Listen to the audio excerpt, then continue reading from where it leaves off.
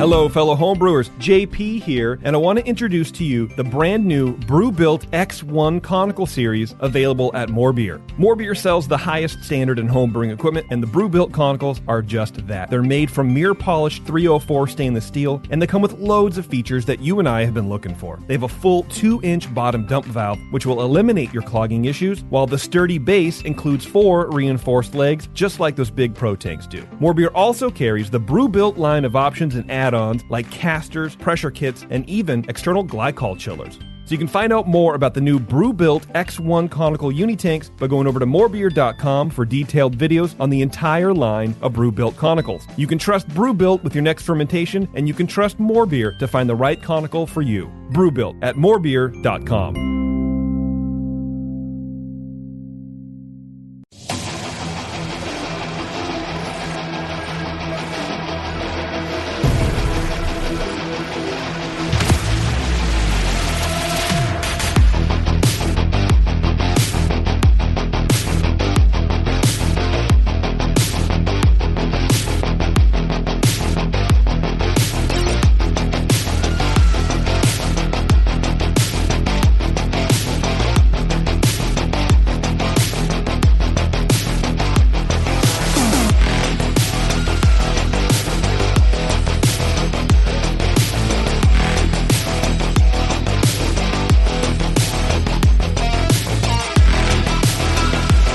Everybody, welcome to the session. Back in action here. I'm your host, Justin Crosley. We're coming to you live from our Hop Grenade studio once again. Happy to be here. We've got a great guest today, some beer I've been enjoying recently. I never got to meet John before, but Narrative Fermentations is in the room with me today. John Birkland is here. John, thanks for making it out, man. Well, thanks for having me. I appreciate it. You made the trek from San Jose. Yeah. No, this is awesome. I've been a listener for a number of years, and the dream come true being on the show. Hey, well, I'm glad to do that and get to share your beer with you. You're making some good stuff. We've had it in here before. Yep. And I've had it then, so I just thought, hell, we're serving this beer here at the Hop Grenade. Let's get you on the show. I dig it. All right, today's show is brought to you by our sponsor, More Beer. As always, More Beer has been sponsoring this show since day one, which was a really long time ago. I keep getting asked, the question keeps coming up recently, how long this has been going on. And I'm pretty sure that this June is 18 years of recording. So that's a heck of a lot of brewery interviews that we've done. And More Beer's been there with us the whole time. Go to morebeer.com. Check it out. Check out their YouTube page, too. They're putting out all kinds of good content. And as you've heard me say, their Komos line of everything is like my new favorite. We just had in fact, I wanted to talk to you a little bit about SF Beer Week, John, while you're here. We just had our Beer Week event where we have to put out some beers in jockey boxes. Yep. I got a couple of the Komos jockey boxes from More Beer. And have you seen these? I always forget the name of them, but they're. Remember the old quick disconnects that were like those white things that you still had to clamp on with little clamps, right? Yep. But it kind of made your life easier. Mm-hmm. Well, these new quick disconnects are more like plumbing, like the plumbing fittings where you just push a pipe in and it like locks itself. Love it. So my entire both of my jockey boxes, I don't have a single hose clamp anywhere to be found. You just push in this hose and it stays there. And then there's a little release. You got to use a tool, or you can even just use your fingers, and it pulls right out. So sometimes I don't even run line cleaner anymore. I just swap out the lines because it's so much easier. And I used to I would be so bloody after an event day with jockey boxes because of the clamps, you know? Oh, yeah. So anyway, if you haven't checked these things out, you got to look at it. So go to morebeer.com and search for these quick disconnects and the Komos line of jockey boxes. I have an older jockey box too, and no matter what I do, I just can't get one of those taps to pour right. Like sometimes it'll do it and sometimes it won't. This is not just me being a spokesperson. I have not had a single problem with the Komos line. They're just so easy to use. And they're in like Yeti style coolers. They're roto molded is what I'm probably supposed to say, not the brand, but whatever. They're the coolest thing. So go check them out and thank our sponsor, More Beer. Go to morebeer.com. You could also go, while we're doing this interview, to narrativefermentations.com, and you can learn more about the brand and the beer there. You can see everything that's on tap in the tap room, which looks like a lot. How many taps do you guys have? Oh, just added 6 more, so I think we have 23. However, we don't have them all filled at the moment. We're working on that. That would be a lot. Yeah, to do yourself, someone would have to have guest beers to have 23. That's a lot. Yeah, no, we used to do like some of our own like sparkling waters and like house sodas and stuff. And so, yeah, looking to fill some of the lines with those. Got it. All right, we're going to learn all about the tap room and the brewery. A couple of things to let you know. First, tickets are now on sale for Spring Brews Festival, which is happening Saturday, March 25th from noon to 4. Narrative Fermentations will be there. Is it your first year with us? I forget. Were you with us last year? No, this will be my first year at Spring Brews. Yes. Yeah. Nice. Yeah. It's going to be a good year. So last year, we usually have 60 to 65 breweries. I cap it at 60 because, believe it or not, that giant park gets full.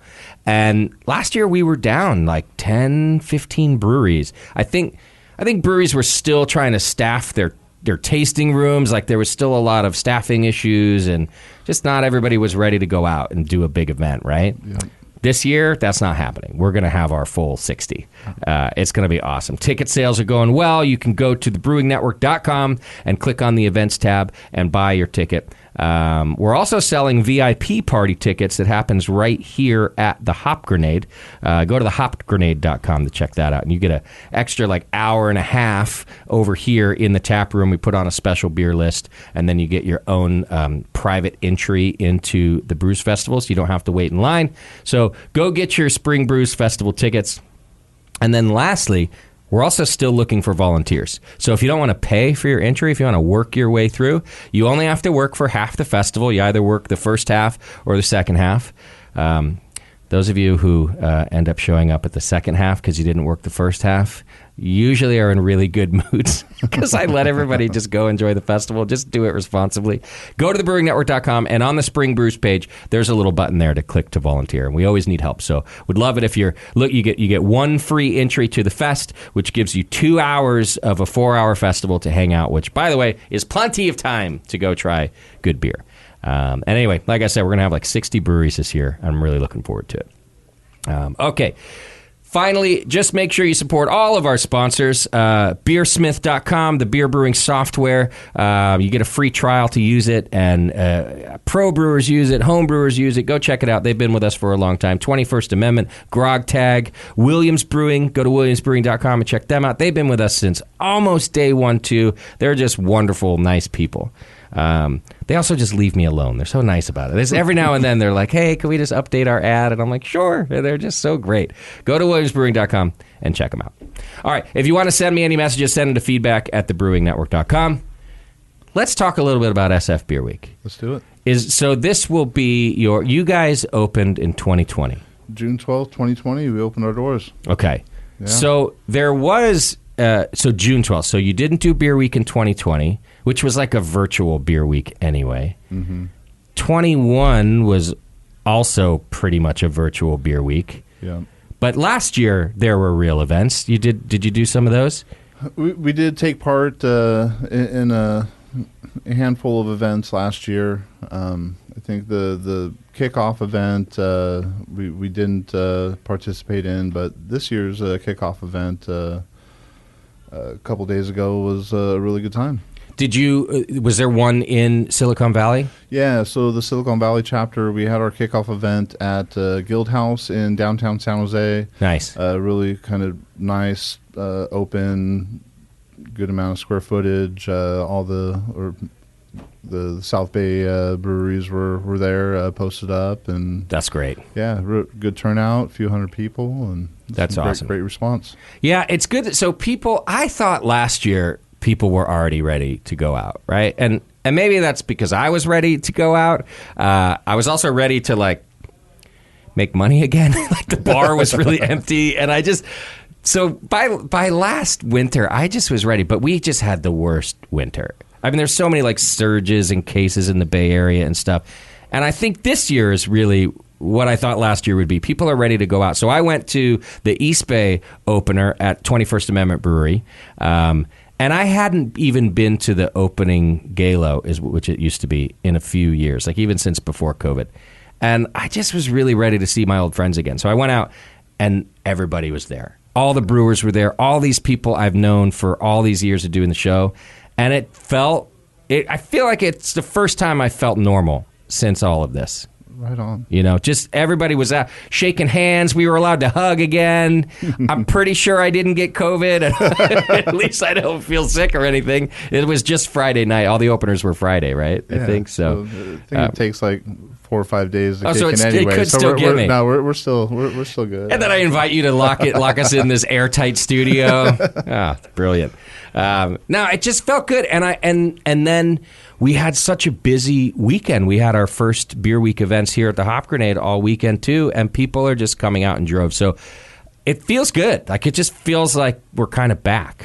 I agree. It is a good feeling. And I'm thinking for you, especially because you opened in 2020, which sounds like a really bad idea. Yeah, no, I mean we had the everything in motion, and so you had no choice. Yeah, had no choice. We had already signed our lease, and right. Our landlord wasn't really hot on the idea of giving Waiting. us any. Yeah, and so landlords. Like our original plan was just to put everything in kegs. My background doing sales for a distributor, I had a lot of relationships, especially in the restaurant bar scene in the South Bay. Okay. And that all kind of went out the window. I think we lined up with a mobile canner, and I think like our first 6 releases were 100% canned, and wow, just kind of had to roll with it. And had you quit your other job by then, or were you working double duty? So I was furloughed, Okay. kind of.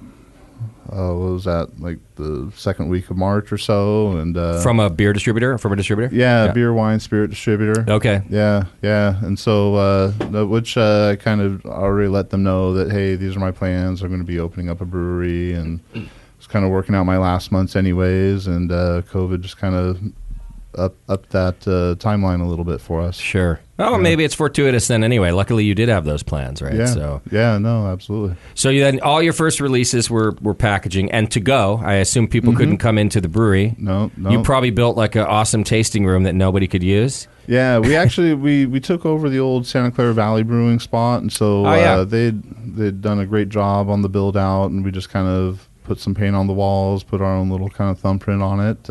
Nice. But yeah, we got really lucky in that regards. But I have to say the support from right out the gate was great, and a lot of people coming to pick up beer and taking it to go. And that's what we needed. All of us needed that. Yeah. Same as here, and it's still, I'm guessing, was still probably scary because the numbers even then weren't probably what you projected with having a tasting room and selling kegs. Yeah, no, you're absolutely right. And a lot of sleepless nights, and all right. I just signed a purchase agreement, a lease, a personal guarantee, and I have no choice but to make this happen. And so just a lot of hard work and getting the name out there, hitting the street, trying to pitch our beer to any bottle shop or retailer. And then a lot of the restaurants and bars were buying cases of cans to go to sell to go as well. So well, that's helpful. I mean, anything was helpful at that time. Yeah. The personal guarantee. Yeah. So, after I opened my place, I signed one here too. Yeah. I'm on year 9 of a 10-year lease. Uh-huh. So I'm a year away from maybe not having a personal guarantee. But I don't know if you've heard this. I would talk to people, usually older and more successful than me, and they're like, I would never sign a personal guarantee. Yeah. And for a while, I thought I did something wrong. Then I realized, I don't know who the fuck you are, but you have to sign a personal guarantee. Unless you have a couple mil in the bank, right? Like you have, and you're new. How else are they going to accept your lease? Yeah, no, I they didn't give me an option to not sign one. I Of think course. that was the They're only- like, sign this and Yeah. I'll give you your building. Yeah. It's always a ridiculous comment, and I've heard it so often, right? But when you're starting up and you're probably bootstrapping and all that, you're just like, whatever. I got to I'm do not it all. I wouldn't say I'm a very business-minded individual, and so it's- Just a brewer. yeah. I just brew beer and like to sell beer and drink beer. And, Yeah. Did you was the brew house there too? Did you take over the brew house? The brew house was there. Okay. We're originally looking at building out like a 10-barrel system, and then this kind of fell on my lap, and it was a 20-barrel brew house with 20 and 40-barrel fermenters, and a lot more fermentation space than I was originally planning. And I remember first time filling that 40-barrel fermenter, it's butthole tightened up a little Yeah, bit. man, And, of I course. was like, that's a lot of beer to sell, man. How did the first batch come out? In your honest opinion of you had brewed plenty, right? Did Yeah. home brewing. Yep. How was the first batch? It was good, if I can say so myself. What was it? So the first beer we actually brewed there was a Kolsch. It wasn't the first beer we released because we gave it a little lagering time. Okay. We released a West Coast and a hazy IPA as our first beers released. But Smart the first move. beer we brewed, first beer we brewed was a Kolsch. Okay, nice. Yeah. And you were happy with it. Did it taste? It was probably a homebrew recipe that you developed. Yeah. Okay. Yeah. And just it worked out extremely well. The previous owner brewer of Santa Clara Valley Brewing, Steve Donahue, great guy. Mm-hmm. We actually brewed his last two beers at Santa Clara Valley Brewing with him to get a little Nice. time on the system and kind of learn it. And then with our first beer there, he came over and hung out. And I mean, he wasn't on top of us at all, but if we had any questions, he was right there to help us. That's about as good as it gets. Oh, it was great. It was great. Yeah. That's even better. People who buy new systems, that often they'll get, especially if they buy like a fancy one, they'll get like an engineer there with them the day they brew or the first week they brew or whatever. Yeah. But that engineer only knows how to fix the leaks and shit, not how to Yeah. brew the beer. Yeah. So that's really great. No, it was great. Yeah. And I mean, Steve had been brewing on that system for 5.5 years, and he knew Nice. it in and out. And actually, a few months ago, had him back at the brewery. We took his old porter recipe and kind of made a couple tweaks to it, made it a coconut porter, and he brewed it with us. And actually, I just kind of let him go, and he was That's opening, awesome. closing valves like he had never left. Riding a bike. Yeah, totally. So how do you feel now about a 20-barrel system? It's probably the best thing that ever happened to you. These 20-barrel fermenters are a little bit too small for us now. Now they're you too know? small Yeah, already. Like, I mean, we'll do our cases and some draft for in-house, but we're kind of limited. So we're just those batches. We're kind of limiting it to sixtels and cases for the wholesale customers. So Okay. yeah. We'll tend to keep it to like stouts and sours, and we'll tend to not do lagers or IPAs or kind of mass market beers on those smaller ones. Got it. Okay. Yeah.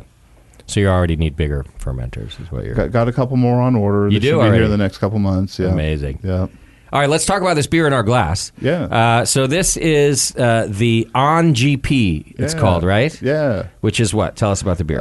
On GP, on General Principle. This was a beer that we brewed with a couple homebrewers, Buki and Zell from Brewing with Brothers. Okay. Met Buki at a Bay Area Brewers Guild chapter meeting a few months back, and we just kind of hit it off. Kept the conversation going. We hung out at the brewery one day and started talking about brewing some beer together. And Nice. asked him, "Well, what do you think we should brew?" "I want to do a German Pilsner." "Right, yeah, I'm all about it. Let's do it." Okay. And some great input. This beer is based on some Weyermann floor malted Pilsner, which is a little bit more of an intense malt quality. You get a little more like that honey, biscuity quality. Definitely. And then also just being a two-vessel system, we don't have the ability to decoct. So we used a little melanoidin malt. We kind of mimics that kind of kettle caramelization quality. Yeah. And so it does have a little bit richer malt profile to it. Then we used a blend of Hallertau Mittelfrüh and Saaz Cryo. Nice. Actually, it was a couple weeks before we brewed it.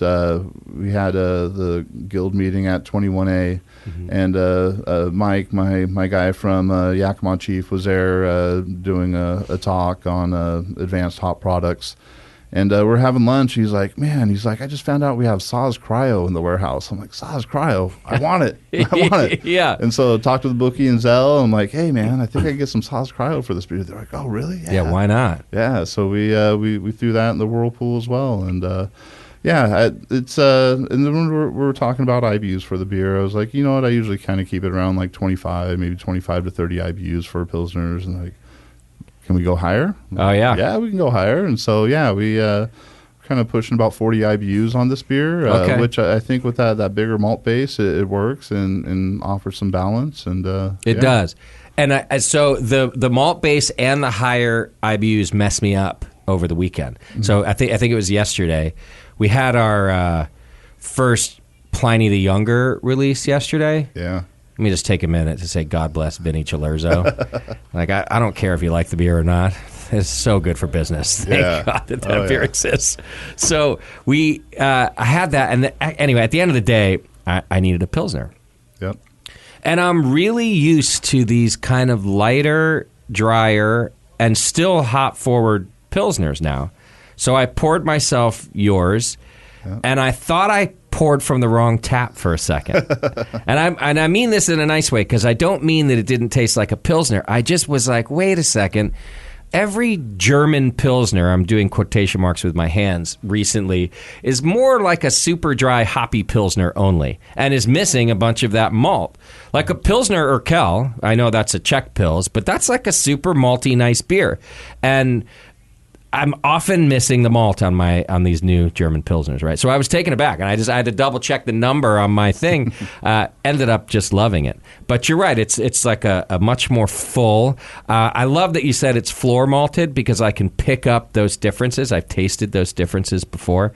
Yeah, and then you beefed up the IBUs to match it. It's a great German Pils. Yeah, I just think it, and it's a wonderful, like, kind of a traditional German Pils that I've just been missing, is sort of what I'm saying. Like, it just kind of surprised me when I had it. Oh, agreed. Agreed. And it was great working with Buki and Zell. They had a lot of input on the beer as well. Had some awesome collaborations since we've been open, and they kind of fall into two categories. Sometimes you just show up and they're like, hey, here's the recipe we're brewing, and you just start drinking right when you're graining in, and it's a party. And then there's others like this where, bouncing recipes back and forth, a lot of ideas coming from both sides, and nice. And I think the result was awesome. That's a good beer. Thank you. Collabs are funny too, because a lot of the pro collabs now are like, well, we just talked a lot via email, you know. Yeah. Especially because what are you going to do on Brew Day with a bunch of pros? Like, everyone's standing around turning the same like hose. It just doesn't happen as much. So homebrewers, though, they like want to be in there and more involved. Totally. Right? So that's probably a little more fun for you to just get to dig around like that. Oh, 100%. So tell me, what is the Brewing with Brothers? Is that their own club? Or so it's two guys, Buki and Zell, Denzel and Rishon. They're out of East Palo Alto. Okay. They kind of first popped on my radar. They this little brew bar in the South Bay, Taplands, had put on a little homebrew competition, and they won it with a dark Belgian triple. Oh, nice. Yeah. And then from then, so Taplands, I think they have like a one-barrel brew system where they do brew some of their own beers as well, so they brewed a batch of it. And then from then on, they've brewed beer with Humble Sea, Almanac, Laughing Monk, a lot of these awesome. big breweries as homebrewers, and I think that's super cool. Like, they've been getting their name out there, and they have plans to open up their own brewery in East Palo Alto. And that was my next question, if they aspire to be a pro brewery. Yeah, they sure do. Which is going to ruin everything for them. Should take Jamil's advice and not do it. Right. No. You know, you don't regret becoming a pro brewer, though. No. It's and actually in the last handful of months where I've been manning the brew house myself, it's brought a lot of pleasure. That's great. Yeah. So is it just you in the brew house? It is. I opened the brewery originally with a business partner, but he kept his day job and met a gal that he married last October, and kind of was just a little bit more of a commitment than he was ready for, and so he backed out late August, and so it's kind of been myself since then. And, it's all you, okay? Yeah.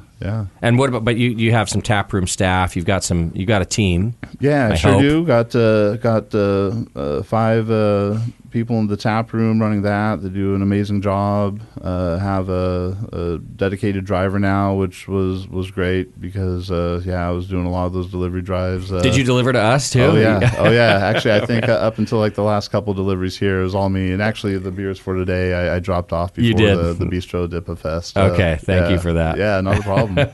And then I do have a sales guy, actually a 3 sales guys now. One that covers kind of the South Bay, Peninsula, East Bay.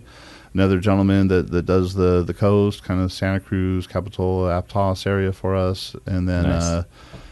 Just hired an old coworker of mine to help us out in the Sacramento area. That's great. Yeah. So you're growing already. We are. Where do you think it sounds like you guys are pretty popular, certainly in your region, I was reading, but where do you think that comes from? Did you guys win any early awards, or did you just get your story out there?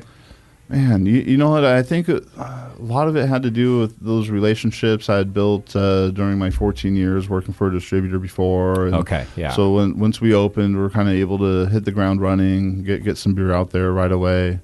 I mean, at the Bistro Double IPA Fest last year, we were a finalist, and at their IPA Fest, we were a finalist for that as well. Amazing. We got kind of built a really awesome local following at the tap room as well.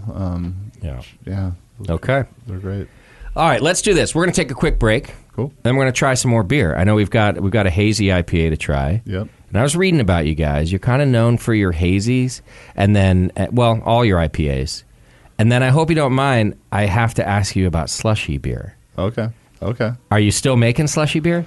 I haven't for a few months. However, once we get back into these warmer months, we'll go right back at it, releasing some more. Yeah. It's a controversial style, right? It is. But look, I think all beer has a place, and we even talked about putting slushy machines here in the Hop Grenade. Yeah. There was a slight revolt from my staff, but I was like, listen, if it sells, we're putting in slushy machines. Right. All right, we're going to take a quick break. When we come back, narrative fermentations, and we're going to talk more about hoppy beer, and then maybe a little slushy beer too. Hang in there. It's The Session. We'll be right back. Welcome back to the program. Thank you so much for hanging out with us. We're still with Narrative Fermentations and luckily getting to try more beer. We do have some on tap here at the Hop Grenade. It'll probably be here for another couple days, so if you want to come down, we've got 2 different ones. Not the beer we're about to try now, but we've got some good Narrative Fermentations beer here. You're still canning a bunch too, right? Yeah, we sure are. Okay. So it's not just draft beer. You didn't move all the way over. You're doing both. Yeah, we'll put out a few draft-only releases here and there, but for the most part, almost every beer is canned and kegged. Okay. Any bottles? Any glass? Just for our barrel-aged stuff. We've done 2 barrel-aged releases. Okay. Yeah. Excellent. Yeah, you just don't find glass much anymore. No.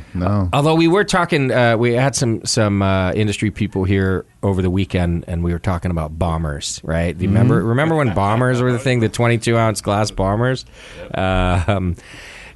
So I did discover that in certain states, they are still popular. Yeah. It's just, in California, you can forget about it. Yeah. Man, it was crazy how quick the market went from glass to aluminum. Yeah. It seemed like almost overnight. It was overnight. And my friend Sully at 21st Amendment, he's been talking about cans since before cans were a thing for craft beer. Yep. And it wasn't that I didn't believe him. I just was like, okay, I think cans are going to have some popularity. And then just boom, just everything cans. Yeah. No, it seemed like, we're putting out some cans just for the people that want to go to the beach and can't have glass on the beach. And I always thought that glass was like the classier option, but Yeah. you know what I mean. Cans are a great package. Yeah. and You hit it on the head with that. I think people, used to associate canned beer as being cheap beer. Yeah. And there was a shift there. But as going back to homebrew days, I mean, bombers, not having to buy them and just like stockpiling bombers from different breweries and scraping labels and cleaning those was a blessing for saving some money on packaging. Bottling up homebrew. It was. By the way, you're listening to John's friend Michael. He's here for moral support and to talk beer with us. Just it's the first time I turned the mic on, so I thought I should let you know that. And now, though, I think you're right that like cans weren't seen as like the classier way to drink beer. And now it's really the opposite almost. Mm-hmm. Like if you're not in a 16-ounce can, it's like you don't even exist in California. You're a dinosaur. Right? You're absolutely right. There is the one brewery that gets the luxury of staying in the bottle, though. You know that, right? And now they stand out on the shelf because of it. And it's Russian River. Yeah. Because no one's going to fuck with them. No one's going to say, oh, well, Russian River can't be good because it's not a can. He just does whatever he wants to do. It's the anomaly if he can something. But he does do some cans now. He's got a little pilot system up in Windsor. So I haven't had any of his beer in a can yet. The Pliny for President they did a year or so ago that they canned that one up. Yeah. And I've got some porter in my fridge in a can that I bought from the brewery. So I'm yet to try it. But yeah, if you're not cans. In fact, starting up in 2020, I think you're really lucky that you were even able to get a can van and the cans, John. No, you're absolutely right. The can van came to our rescue and hooked up with them at the last minute. Hooked up with a graphic artist that's been putting out some amazing labels for us, and so we were kind of really lucky to hook up with some people that made it happen for us, and so we were able to kind of get some beer out there and able to sell it. Because I mean, you're in business because of it. Yeah, let's be honest. Kegs weren't selling. Yeah. All right, let's talk about the beer in our glass, which is a hazy IPA, right? Yep. What is this beer? So this is Half-Life, hazy single IPA coming in at 7% with all Citra. This is the second time we brewed this beer. The first time we brewed it was our first time using Citra Spectrum, kind of a new-to-market extract. But we kind of changed up the ways we use that. On the first batch, we kind of dosed it in line on the way to the bright tank. This time we added it at knockout into the fermenter to kind of capture more of the biotransformative properties. And then really excited to use... this is the first beer that we used our selected Citra and Citra Cryo on. So, wow.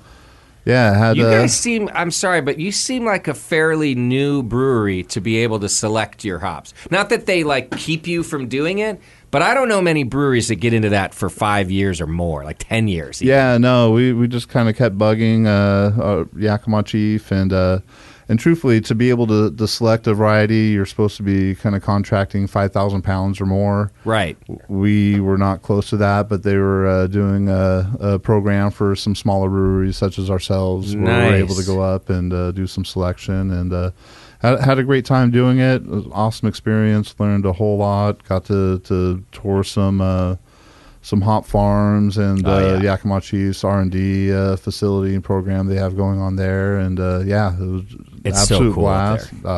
I got to go once. We did a show with them for a year, and I got to go to that one time, and it was just great. Yeah. But I also, some of the most award-winning brewers that you hear about right now, when I talk to them, they think that a majority of their success, maybe that's an overstatement, a lot of the success that they're seeing is selecting their own hops. They really think it can make all the difference between, I think there's a lot of good beer right now, but like a good beer and a really spectacular beer. Yeah, no, and I have to say, it was a little nerve-wracking selecting. Being okay, we're committing to all of our Citra and all of our Mosaic for the next year is good. And it's all on you. If you pick the wrong one, who are you going to blame? Yeah, and I mean we're looking for those typical qualities you would get from Citra, but kind of what stands out most to us. And then, when they're pelletizing Citra for the general sales, they're kind of blending lots of lots to hit a flavor profile that you would expect from Citra. Yeah. And, we we're kind of going off of what that one grower and that one lot has for us. And it was a little nerve-wracking, but really, really excited with the quality that we did select. And that's really great. Yeah, some really kind of big qualities you would expect from Citra, but I also get like a little dankiness, more so than what I would expect from the hop variety. But sure, I view that as a positive. I love that. Who did you bring with you to help select? Was it just your palate? No, I did bring Brandon, who is my sales manager for the South Bay Peninsula, now East Bay. Okay. Actually, he was my beer specialist when I worked at the distributor before opening the brewery. And then he went in and did production at a popular brewery out on the coast in Santa Cruz. And then he came over to us and, does an awesome job at sales, and he has a great palate. And so I said, hey, let's go up to Washington because you need pick help. out some hops. You got to, it's nerve-wracking enough already. You got to have a second opinion. Yeah. And so what we did, we went through each of the lots, kind of rubbed them, smelled them, wrote our own notes. And it wasn't until the end that we kind of compared notes, and I think on every single lot, like, we had the same first pick. Oh, that's out of perfect. Everything. Yeah, and so like, okay, no, you're see, and I think that's part of what brewers are saying that makes that difference. Like, if it's that apparent, then it really does make a difference. And I don't know what the process is that the general buying public ends up getting, but I'm pretty sure it's a blend of all those lots, right? Where, like you're saying, like, you're getting to pick a lot, right? That is yours. Yeah.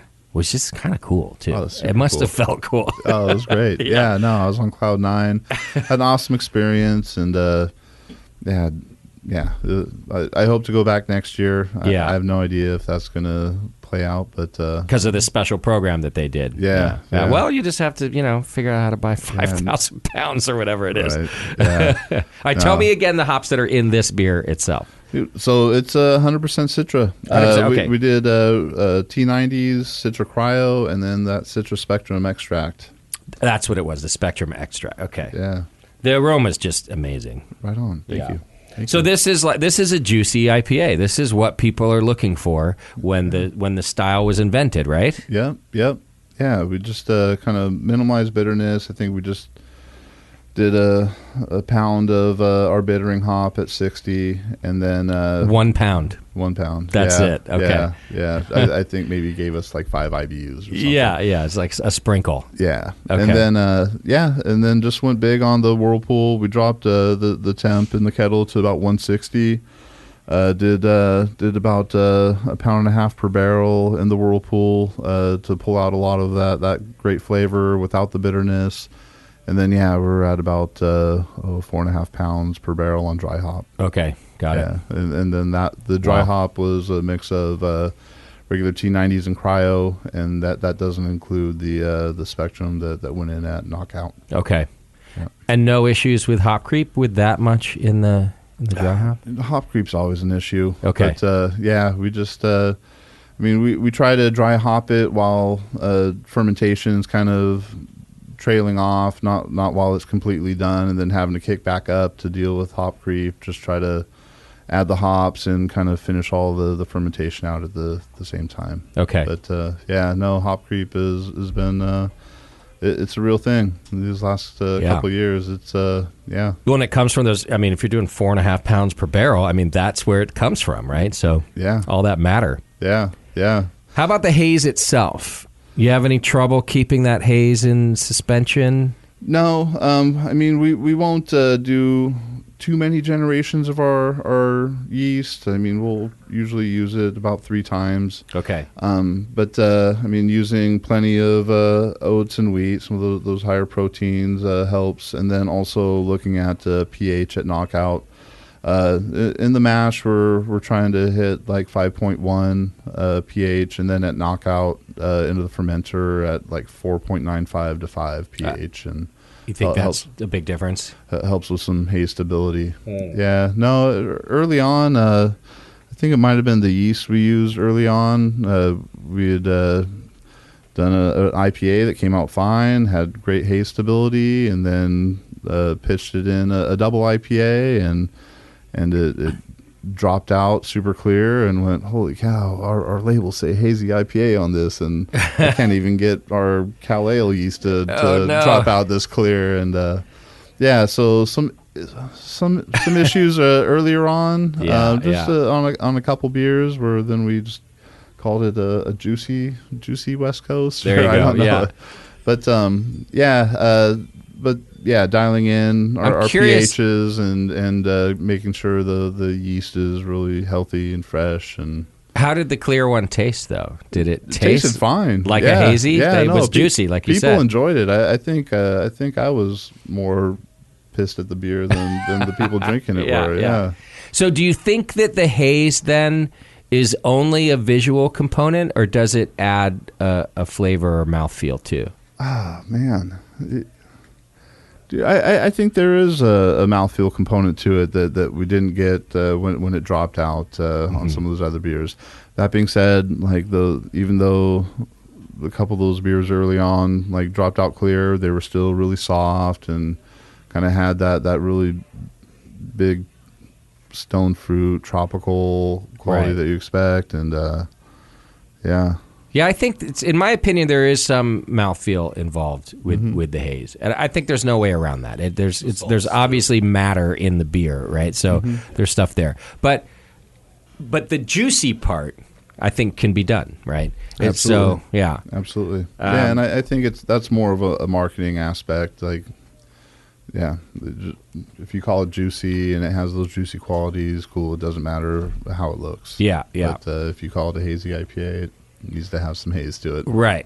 Yeah. So the event that we had, our first Beer Week event here, was our hazy versus clear challenge. And we started doing this years ago. I don't even know that it was a Beer Week event to start. But anyway, we tried to get people to blind taste the beer. So we have 4 hazy beers and 4 clear beers. And unfortunately, because we haven't figured out a better way, we serve it to you in a little paper cup, a little Dixie cup, basically. But it's if you put a good head on it and you really want to participate in a blind tasting, you can get through them all without really seeing what the beer looks like. And then we just have you, and you just vote by number. We don't tell you the brewery. We don't tell you what type of beer it is. All we want to know is what was your favorite beer. And originally, I'll be honest, we did it to fuck with people. we wanted to sort of show that your eyes don't actually know what you like. Yeah. And to another degree, hype has a lot to do with what you like. Yeah. Now, I'm not saying either one of those things are inherently bad. I just like to point out to people, and myself, by the way, that you can be tricked. You can be easily duped into liking one thing or another based on how it's marketed or certainly how it looks in a glass. As homebrewers, you know that hazy beer was just called fucking homebrew. Like, it's what we did. And we tried really hard, and it bothered us, actually. But when I was as a homebrewer, it sort of bothered me that I couldn't get my beer clear. But anyhow, that's sort of an argument that doesn't matter anymore. But it's a humbling thing for people to learn that, thoho. It's very humbling for sure. And of course, it's a different it's a different kind of haze, But anyhow, this event was an immediate hit. And it also immediately did what we thought it would do. And I think for something like 5 years straight, clear beer won. Yeah. And in fact, in the 7 years we've been doing it, I'm pretty sure hazy has won one time, including this past weekend. Ghost Town's clear beer won. But here's the fascinating part about that one. Most of the people who voted for it were convinced it was a hazy beer. Oh, too funny. If they didn't take a good hard look themselves, if they really participated the way we hoped they would, they were convinced it was a hazy beer. And it was juicy.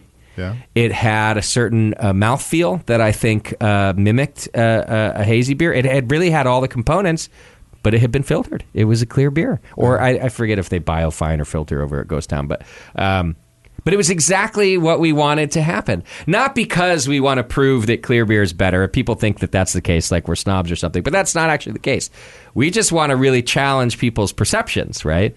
And so, yeah, the clear has won almost every time. And then this year, they really thought it was a hazy that they were voting for. And hopefully they take that away and have that mentality and approach to other styles that they drink. Right? Yeah. Because a lot of people have misconceptions and Right. preconceived notions about what this style should be. Like and dark beer. It breaks their brain to think like, this is this style? Absolutely. What was this, right? Yeah. No, but it can be anything, right? Yeah, the best piece of trivia I like to give like new beer people, or at least people who buy into a lot of stereotypes, is that when you go into a bar, almost 100% of the time, the lowest ABV beer you can have is a Guinness. Yeah. When I started telling people that, they're like, no, I don't like dark beer. It's 100%. Too out. I'm like, well, okay. Aside from maybe Bud Light, Guinness is the lightest. Stout is that category where people, their minds are blown. Their minds are blown. It's not sticky. It's not 30 weight. It's not it's not agile driven. No, it's a specialty grain driven beer, but it's very approachable, very drinkable. Which that blows people's minds. And then that's so when Faction brewed, it's one of their first beers when they opened. They brewed Anomaly, which is a golden stout, a golden like milk stout, even I think. Or maybe that's the second version they did. But if you close your eyes and taste that beer, you're having a chocolatey, awesome, what you perceive to be thick, dark stout. Yeah. And then you open your eyes and it's as yellow as it gets. Yeah. We did one of those called "How Much Does a Polar Bear Weigh?"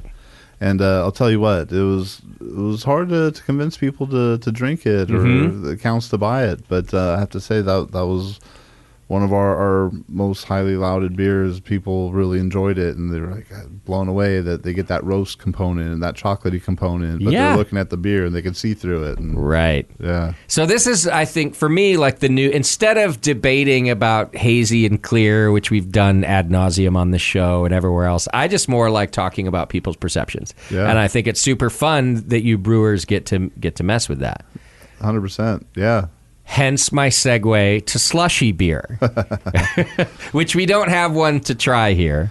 No, this winter we've kind of taken a break from slushy beers, but we will be bringing them back. So can you define for our listeners too, because there's sort of some cross category here, right? Like there's milkshake beer, there's pastry stout, there's slushy beer. And they're similar, right? But all have a bit of a different take. Yeah. So with our slushy beers, we're taking a strong, really strong sour base beer, loading up with some milk sugar, some unfermentables to keep it nice and sweet. And then we'll stabilize the base beer using some potassium metabisulfite and potassium sorbate. And then we'll add in some fruit puree. By stabilized, do you mean that sort of stops any fermentation from happening? Exactly. Okay. So it kind of keeps the yeast from being able to reproduce and consume sugars, and wards off any potential like wild yeast or bacteria from entering the beer. It's really more of a page from like a cider or winemaking where they'll stabilize. Especially or ciders and meads, like they'll stabilize and then they'll be able to back sweeten it. Okay. And so we're basically doing that same thing. We're stabilizing, and then we have some sweetness from the lactose already, but then we'll add in some more sugars with the fruit puree, and just be able to keep it from re-fermenting. Okay. Yeah. Because you want the fruit then to actually back sweeten. Yeah. We'll get some sugar from it. We'll get some added.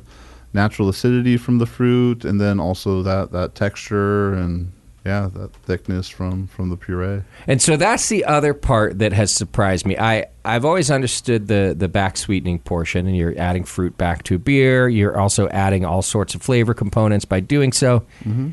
But to add so much that you actually get a texture too, that part surprised me. Yeah, and I think different fruits have different kind of thicknesses to it, and a lot of fruits, their purees are a lot more watery. We'll lot of these berries will add a really awesome texture to it. Nice. And so what do you find the response is from your consumers? Oh, people really enjoy it, and we've kind of found the response in certain areas have been better than others. I think, yeah, like up in like the Sacramento area, like those people have been eating it up. And wow, we've done some great sales on our slushy, on our fruit beers up in that area. Nice. Yeah. I'm guessing. I mean, it's kind of like around here, and on the Brewing Network when I had like a whole room full of co-hosts.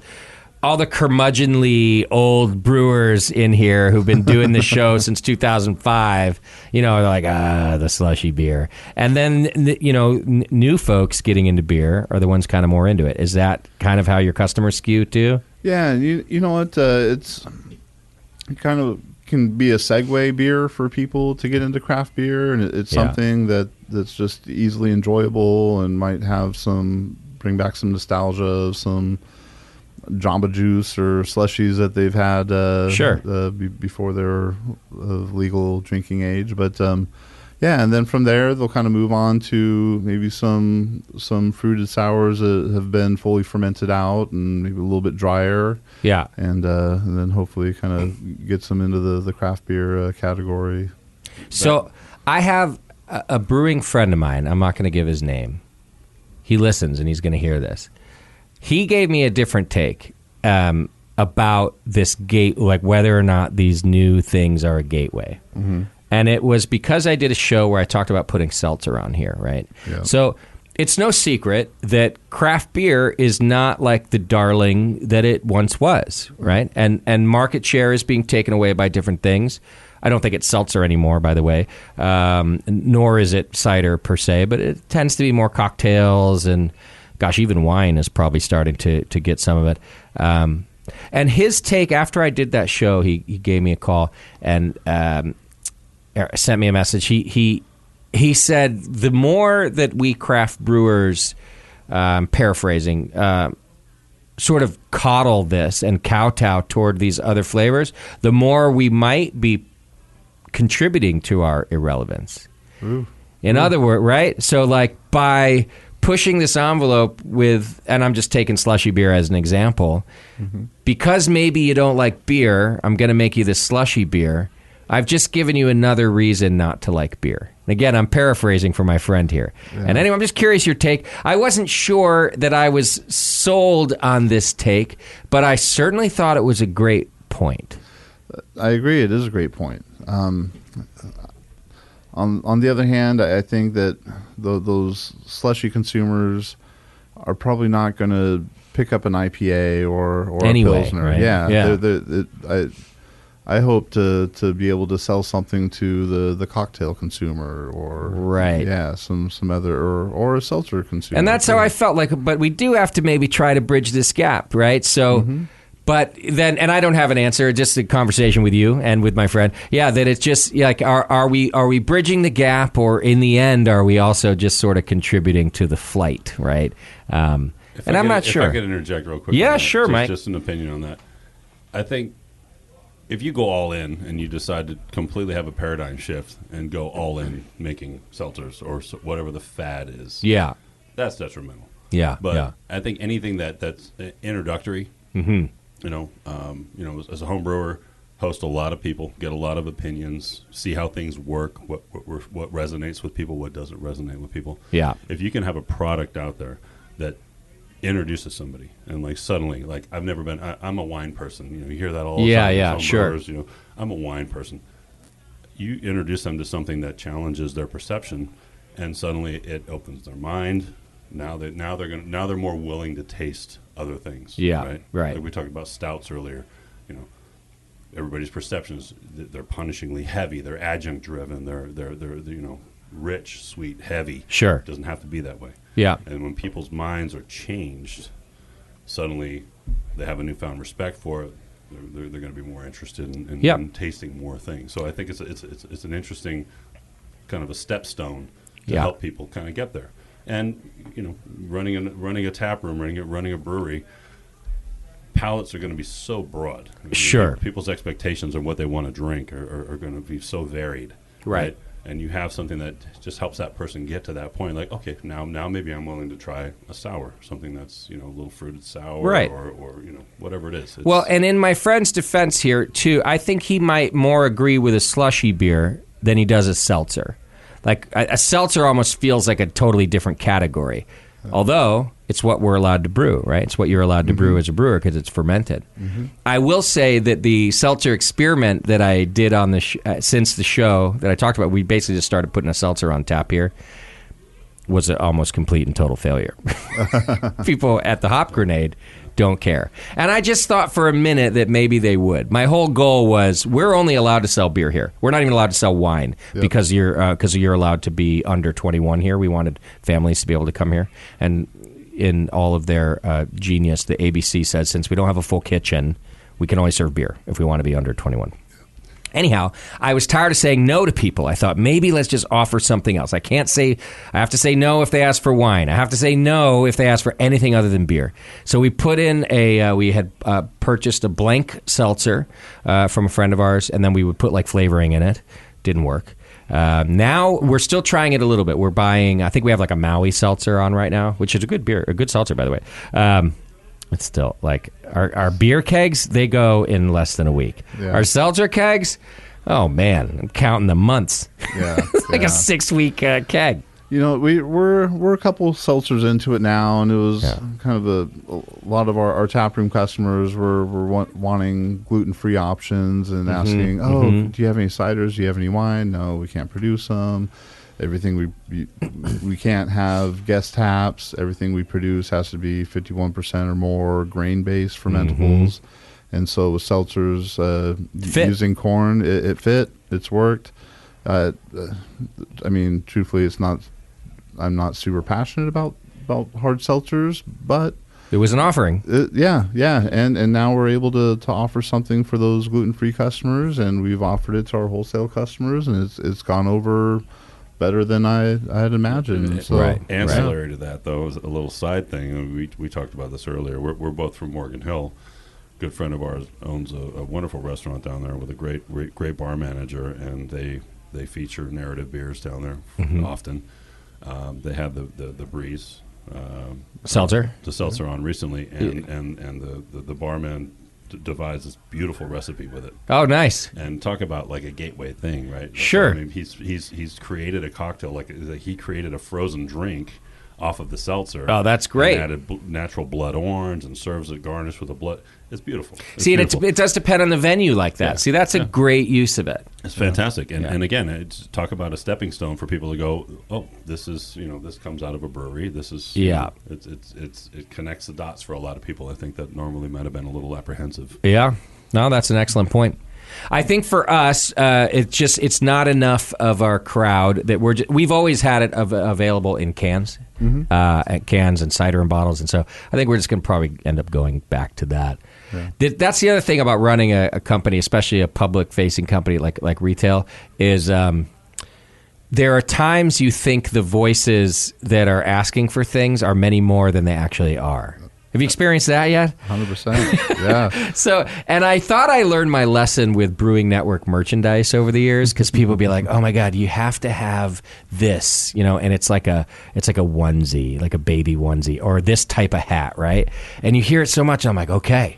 So I order, 500 pieces or whatever. How many cases of onesies are you sitting on right now? Exactly, right. And then it ends up being, right. The 5 people who asked me for that bought their 5. I sold 5. Yep. And it happens here. I have to remind my staff here, too, at the Hop Grenade sometimes, don't listen always to the vocal minority. Yeah. Because they are just that. You're absolutely right. No, a lot of people want to tell you what you should do to run your business, and no, you gotta filter that out. And so much fun to listen to. Oh my goodness.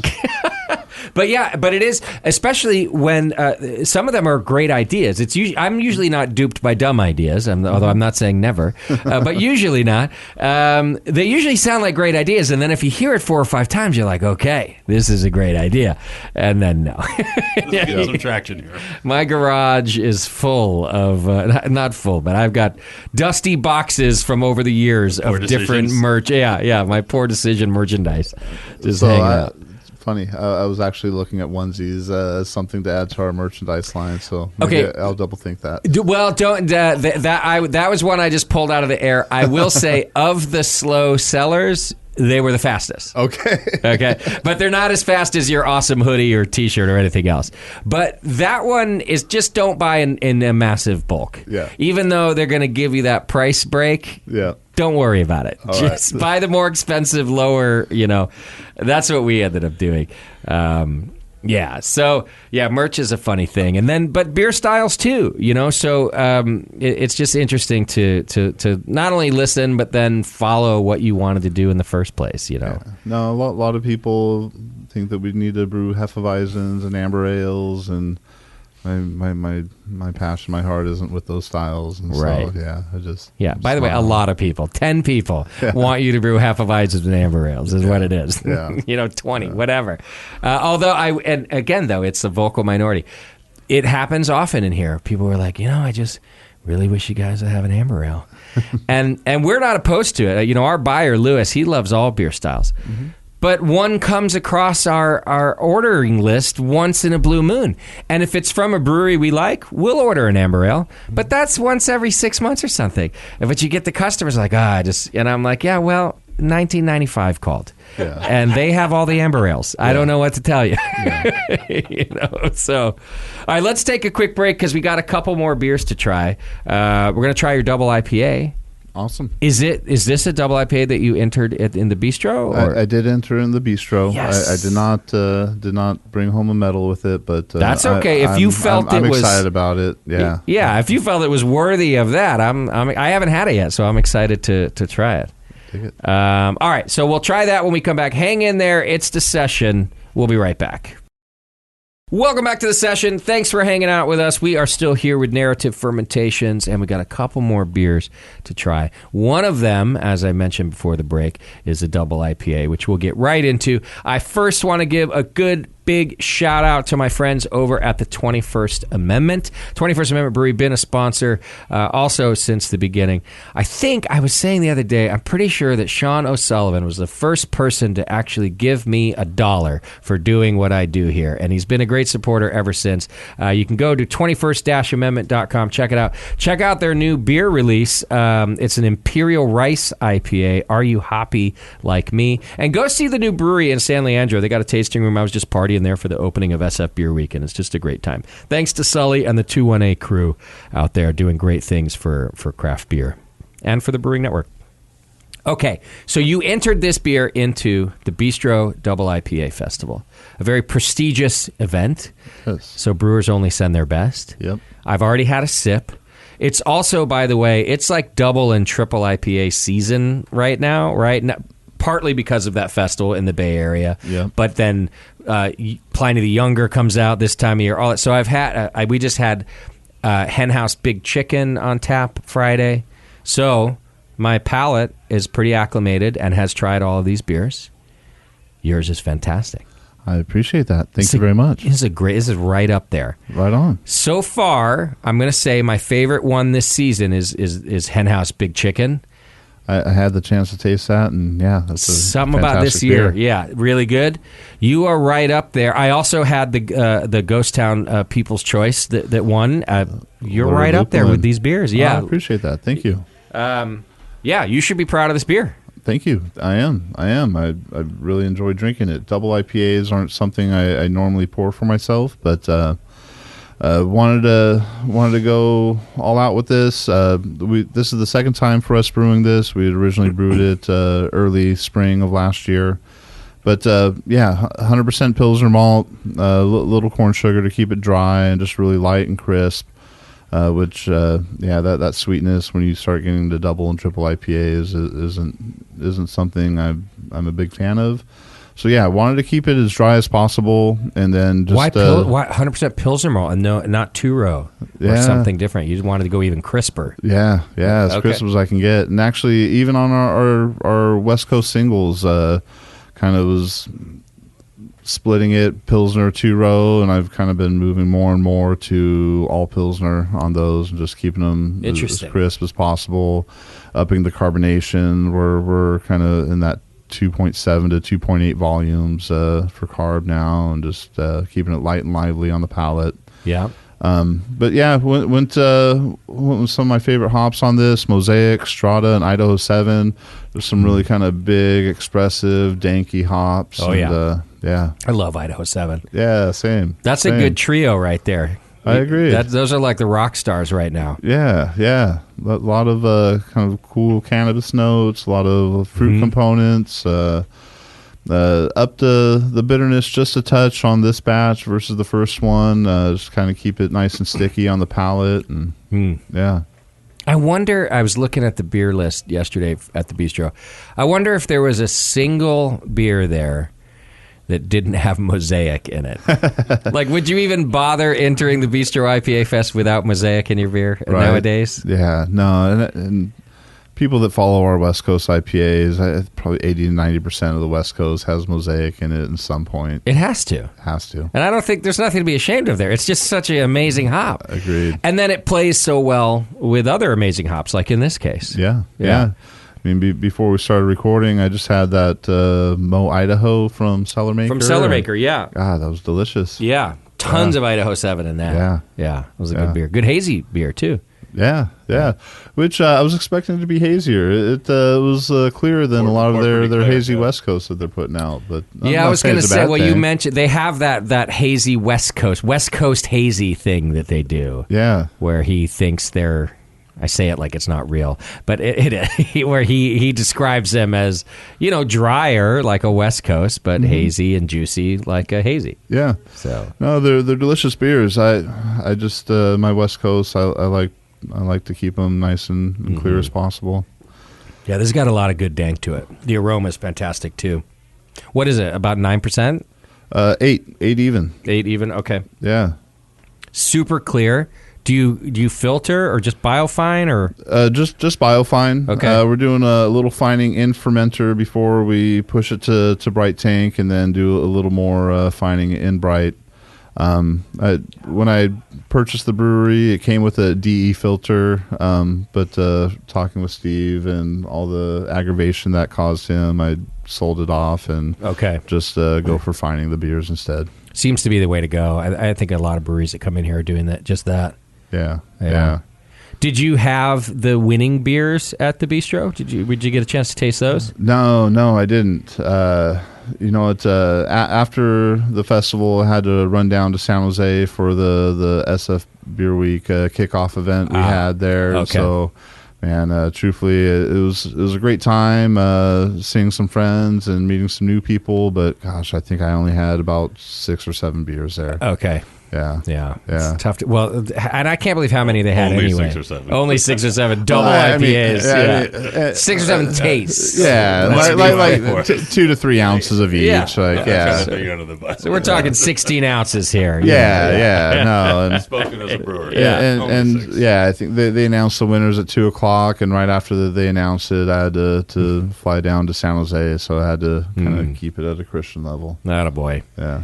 How many pounds per barrel are in this beer? What do you think? Oh, let's see. We're at a pound and a half in kettle, and then another 5 pounds in dry hop. Good Lord. Yeah.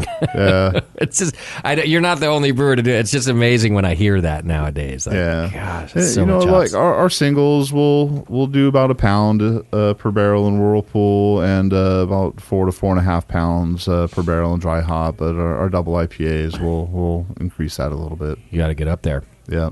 The Pilsner base grain is beautiful. Yeah. Awesome. And so I'm really now using Pilsner base grain as a combo. We've talked a lot about on this show. Mm-hmm. I don't know that I've had someone come in and just go, nope, my double is just going to be 100% Pilsner. Yeah. You know?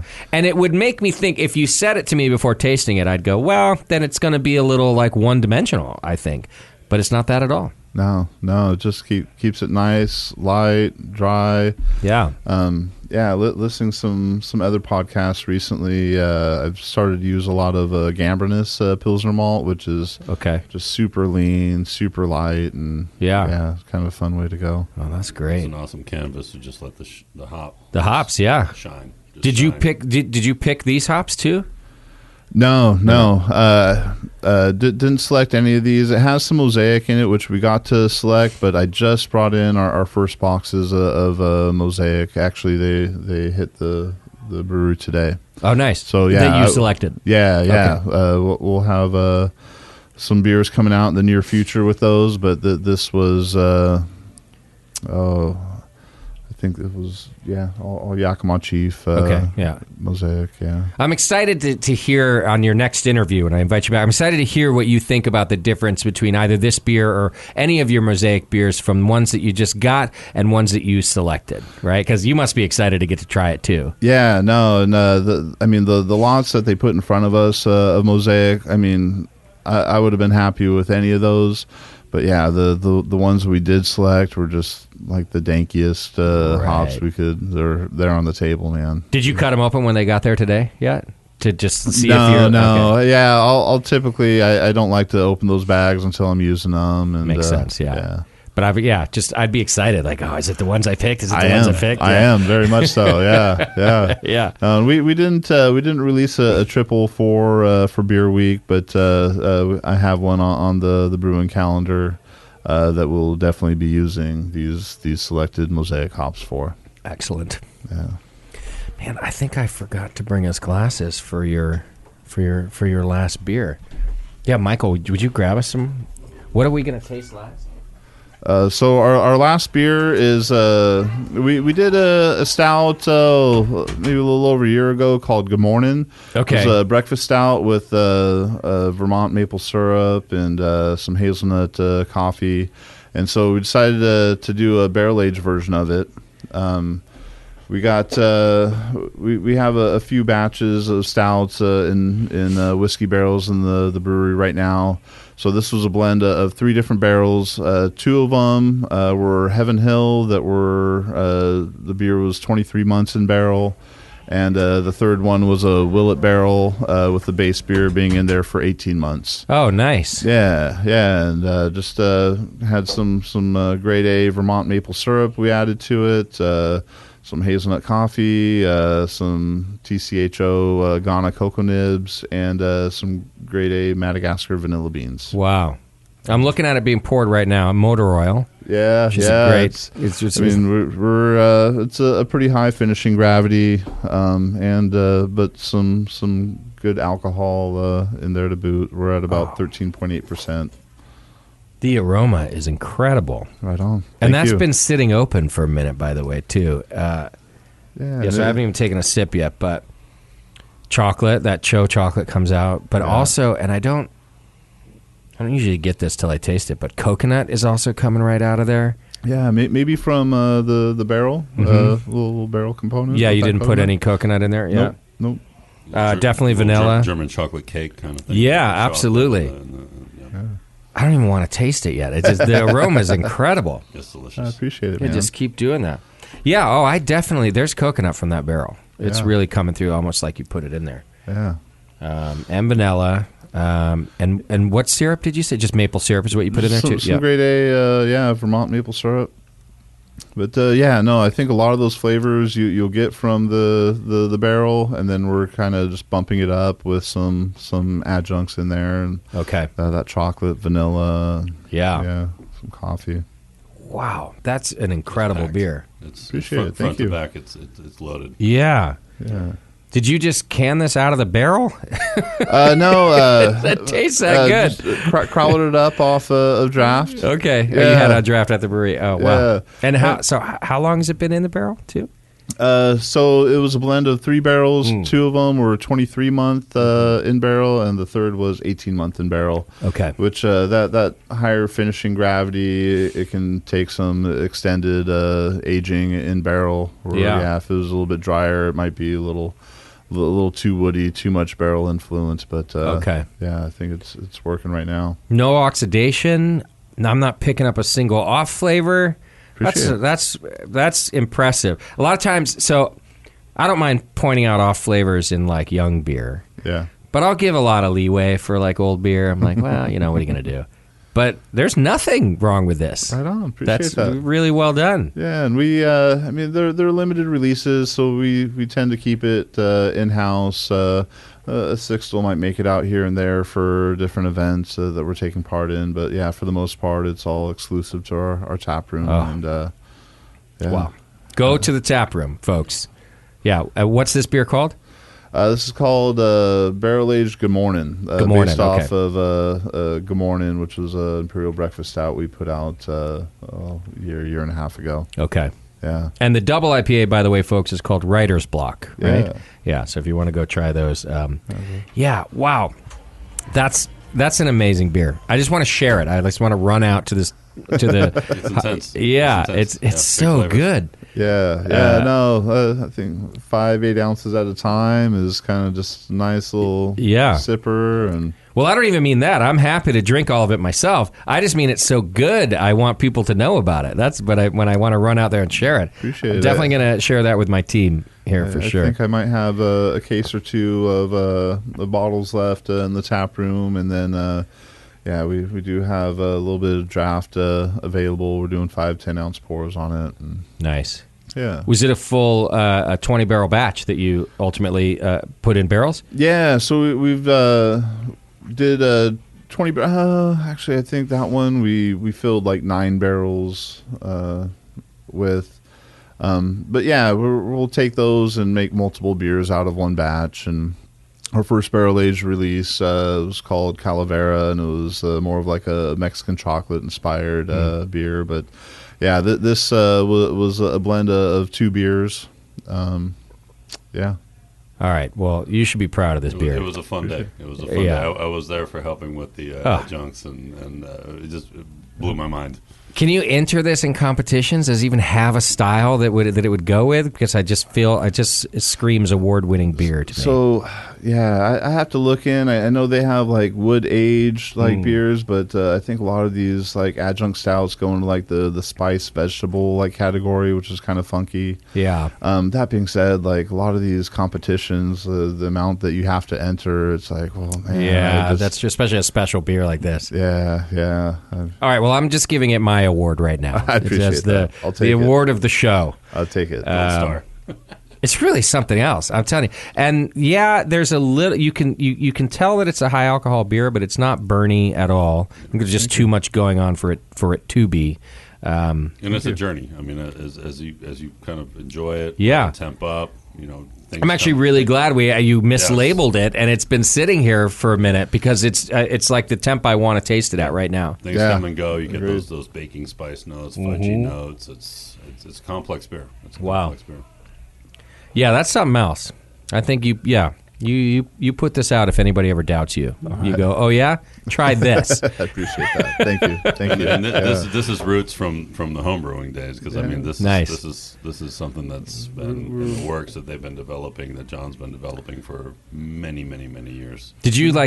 Do you have to top up the barrels throughout the time they were in there, or you just let it go? We didn't. Okay. We just tasted a couple times, threw a Vinny nail on the side and the head, and sample it. And actually, like both times, taking full tasting notes on every single barrel. Yeah. And kind of had some ideas of like different adjunct treatments for everything, and then kind of like putting together the barrels. Okay, barrels 4, 8, and 10. Like I think we should blend those and do this style of beer. And wow. So yeah, no, I'd had these barrels picked out for this beer for probably 6 months before we actually emptied them and did the blend. And amazing. Yeah. You're a pro. Yeah, that's a professional approach, and it comes out in this beer. Fake it till you make it. That's been my motto. Yeah. I have that tattooed to my ass. That's how the Brewing Network survived all this. Fake it till we make it. We're still faking it. You're making it, so good deal. Yeah. Well, thank you so much for coming in here and talking beer with us today. I really appreciate it. It's a pleasure to be on the show. Thank you for having me. I would love to have you back So I kind of like to do that every couple years. You're going to change a lot. We're going to change a lot. I'm super excited you're going to be at Spring Brews Festival this year. I hope you're coming yourself. You don't have to. Oh, I'll be here. Okay, cool. I just encourage it because like all the brewers come to this one. Yeah. So you're going to want to come hang out with the brewers. Oh, I dig it. So do that. And then we party here a little bit at the Hop Grenade afterwards. So you got yourself a long drive. You can do the fest. Come chill with us. We'll get some food in you. You know. I'm excited to have you a part of it. Folks, you can go to narrativefermentations.com and check it out. You can go to the tap room. You guys open every day out there? We're open 7 days a week, Monday through Friday, 3 to 9, Saturday, 11 to 9, Sundays, 12 to 7. Okay. Go there and try some of this beer that doesn't leave the brewery. I'm super stoked that we got the double IPA on tap. I think that's going to go fast this week. It's a good beer. Thank you. In fact, we got a big event here tomorrow night with 7 or 8 West Coast brewers. I guarantee they're going to flock to that double IPA. So, yeah, well done. Well done on that, too. Michael, thanks for coming and hanging out with us, too. Thank you for having me. Yeah, pleasure to meet you. All right, so we got a lot coming up on the Brewing Network. I've got another show we're recording tomorrow with those West Coast brewers. We're doing our West Coast is the Best Coast. It's an event that our friends at Faction put on, and we're getting so many cool breweries here that we're going to do a show out of it. And as part of it, we're doing this other thing. Have you heard of this company don't make fun of me. They're using AI to get feedback to brewers about their beer. It's called Deep Liquid. Have you heard about this yet? No, I'm not familiar. That sounds like a disaster. We're going to find out. That sounds like a disaster. We're going to find out. I don't think it's going to be yet. I've been talking to these guys. And basically, I'm going to introduce it on tomorrow's show. But essentially, you know how right now all of us beer nerds, not me because it's annoying, give our feedback on like, what's it called? Fucking tap, whatever. Never signed up. Yeah. Right. And we're like, I'm with you. Well, and one thing that ends up happening, right, is you're like, some idiot's reviewing a Saison and saying like, oh my God, there's not enough danky hops in this beer. Yeah. Right? So it's just like some asshole who doesn't know what the hell they're talking about. Now you become an asshole. Yeah. It's like part of the journey. Yeah. Hate the style, 1 star. Well, the AI thing is like every beer could have this QR code, right? So like your beer, your double IPA that's on tap right now could have this QR code, and we scan it. And then it asks me questions, and I can give my feedback about it. And if I say something stupid, like your double IPA doesn't have enough chamomile in it, it's going to just weed out my stupid comment, right? Oh, that's great. And then as a brewer, you end up with this AI has taken all the comments given about the beer and sort of generated this like report of sorts for you on your beer. And so it might end up saying, we love that you used Mosaic, but we want more. Or more of cool that you used Pilsner malt, but would have loved if it was like a little more two-row malty, whatever. Like, I don't know what it says. But it says some stuff, right, that's curated by this AI. And then, of course, you can take it or leave it. Is this a sponsor? So, no, not yet. Not yet. Just a cool project that I'm interested in seeing. So what we're going to do tomorrow night at this event is these brewers, I think we're going to create a QR code for each of the beers that we have on tap. It's like 7 or 8 of them. And then whoever's here at the Hop Grenade can scan it and give their feedback, for better or for worse. And then if the brewers decide that they want to rebrew the beer and use the feedback, we'll invite them all back and do like another event and taste this robot beer, I guess. I don't know. If we could replace Untapped with that actually right, like that might be great. That's that's why I find it fascinating. Not that I'm into like robots taking over the world, but I'm also not into morons. Yes. I'm tired of morons. 100%. So so I'm excited. So we're going to do this tomorrow night. We're going to talk about that on the show. I will have the founders of Deep Liquid on the show. They will hopefully do a better job than me of explaining it. It sounds very controversial, but I know, which is what I like too. Sure. Right? And especially stir the pot. Right. I like stirring the pot. I always have. And I like, I'm allowed. It used to be that I just made fun of the old guys in the beer industry. Now I'm fucking one of them. So I'm even more allowed to do it. You should have a segment on the show called Stir the Pot. Stir the Pot, where you just get in people's craws. I really should. And you challenge people's ideologies about brewing. It's a great idea. Yeah. Especially now. We used to have that segment every show just by having my co-host JP on the show. He was that guy. He didn't mean to. He just was. Now that he's gone, I got to create a segment. I think it's a good idea. The instigator. All right. So we got a lot coming for you this week in our Beer Week events. Also, we've got our special Tasty Day as the final day of Beer Week. I have gone ahead and declared the final Sunday of Beer Week. I think it's going to be forever as Tasty Day. I love it. I didn't ask the Brewers Guild. I didn't ask permission. I just decided it's Tasty Day. Yeah, done. So we're going to do an event here for that where we're putting all Tasty-approved beers on tap for our fallen hero. So come to the Hop Grenade if you're local and check this stuff out with us. And that's our Beer Week for you. And I'm sure you guys got all sorts of things going on. Anything you want to make sure people know about? Just get to the tap room. Yeah, so just come to the tap room, drink some beer. There we go. Come hang out. I'm usually there all the time. So I believe it. Yeah. I'll throw a shout out for me and my buddy Jimmy, our homebrew operation out of Morgan Hill. We're called Ale Steak. Okay. Stake, like the traditional ale stick that you would see over buildings in medieval times. Nice. But Ale Steak Brewing out of Morgan Hill.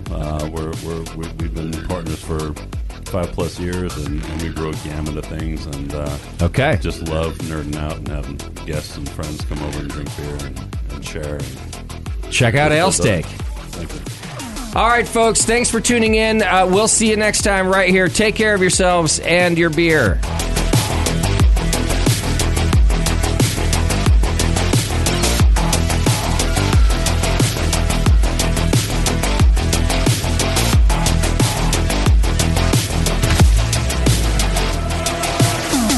The Session is a production of the Brewing Network and brought to you by More Beer. Check them out at morebeer.com. Find more content and live video of this show on our YouTube channel at youtube.com/Brewing Network.